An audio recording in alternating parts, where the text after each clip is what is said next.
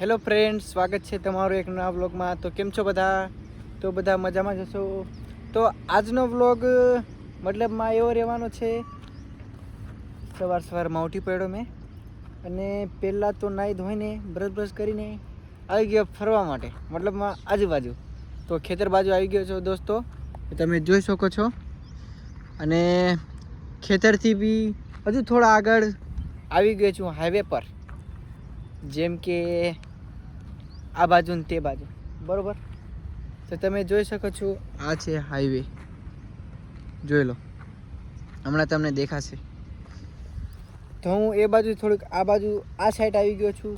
તો મને સમજ નહીં પડતી કે હું શું બનાવું વ્લોગમાં. પણ કંઈ નહીં દોસ્તો, તમે બધા જોતા રહેજો એન્ડ સુધી. મેં તો એમ જ બોલ્યા કરીશ ને. મારું નામ છે વિકાસ વસાવા. હું કપાટ ગામમાં રહું છું અને મારો તાલુકો ઝઘડિયા અને જિલ્લો ભરૂચ લાગે છે.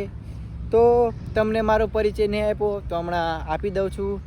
અને એમ તો જાણવા જઈએ તો હું કંઈ હમણાં કામ કરતો નથી, બસ વિડીયો બનાવું છું અને ખેતી કરું છું, બરાબર.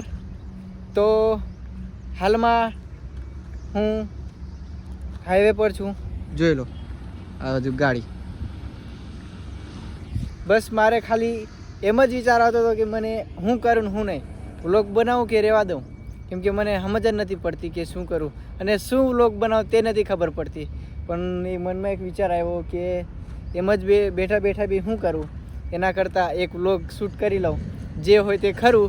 તો હાઈવે પર હું આવી ગયો છું, ખેતરથી થોડીક સાઈડમાં. તો વ્લોગ બની જાય વાત વાતમાં, તો જે બને તે ખરું. પછી જેમ જેમ બનાવીશ તેમ તેમ મને બોલતા આવડશે. પછી લોકોના અંદરથી મને એમનો વિશ્વાસ આપશે તો મને ખબર પડશે કે ના, કે આટલા મારા ચાહકો છે ને આટલા મને ચાહનારા છે. ત્યારે મને ખબર પડશે કે હું મારા અંદર કેટલી તાકાત છે કે હું બોલી શકું છું બધાના આગાડી, બરાબર. ને આ કેમેરા ચાલુ કરીને એના આગળ બોલવાની કોઈને એટલી તાકાત નથી. પહેલાં પછી તો આવી જાય, પણ પહેલાં એટલી તાકાત નથી. કેમ કે હું પણ પહેલાં ગભરાતો હતો ને હજુ બી ગભરાઉં છું, પણ જે થોડું બોલીને આગળ ચાલ્યા કરે છે, બરાબર ને. તો આ જો આગળ દેખાય છે આ પગયાત્રાવાળા, જોઈ લો. નર્મદે હર હર હર નર્મદે. હું હાઈવે પર છું, બરાબર ને. તો એટલે મને વિચાર આવ્યો કે હું શું કરું, મને ખબર નથી પડતી. પણ જે બી હોય તે હું થોડું બોલીને આગળ જતો જઈશ અને મારા અંદર એક કોન્ફિડન્સ આવશે બોલવાનો, બરાબર ને.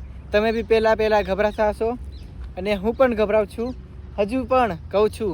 પણ તે બી હું વ્લોગિંગ કરવાનું છોડીશ નહીં અને વ્લોગિંગ તો હું ચાલુ જ રાખીશ, મતલબમાં યુટ્યુબ. તો બધા મિત્રોને જણાવું છું કે તમે બી ભલે થોડું કોન્ટેક્ટ પણ તમે બી બનાવતા રહો. ભલે વ્યૂ થોડા આવતા હોય પણ શું કરે, એ થોડા દિવસમાં તમને ખબર પડી જશે. 1 મહિના 2 મહિના 3 મહિના એવું કરતાં 2